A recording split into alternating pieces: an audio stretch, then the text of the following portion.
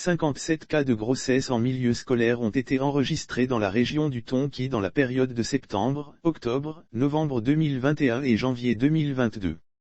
Malgré les sensibilisations et formations qui se font sur le terrain pour faire face au phénomène de grossesse en milieu scolaire, les chiffres continuent de grossir. Selon les informations reçues de la Direction régionale de l'éducation nationale et de l'alphabétisation du Tonki, à l'ouest de la Côte d'Ivoire, 57 cas de grossesse ont été enregistrés dans les mois de septembre, octobre, novembre 2021 et janvier 2022. Une élève de 11 ans. L'âge de ces adolescentes varie de 11 à 20 ans. Celle âgée de 11 ans, à voir l'âge déclaré, a contracté une grossesse étant en classe de 4e au lycée moderne de Biancouma.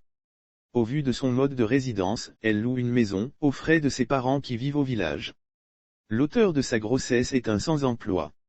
La plupart des filles enceintes dans la région du Tonki vivent chez leurs parents selon le document en notre possession. Sur 57 filles, 28 vivent avec leurs parents, 13 louent des maisons et 13, les autres n'ont pas mentionné leur lieu de résidence. Campagne de sensibilisation contre le fléau. Dans le mois d'octobre 2021, la Direction de la Mutualité des œuvres sociales et scolaires, DEMOS, a lancé une campagne de sensibilisation contre les fléaux qui minent l'école ivoirienne. Ce programme, qui est à sa phase pilote, est soutenu par l'UNICEF. La région du Tonki fait partie des endroits qui recevront les formations. L'objectif de cette campagne a visé à éradiquer sinon à amenuiser le taux de grossesse en milieu scolaire, la consommation des stupéfiants et la contamination aux maladies sexuellement transmissibles.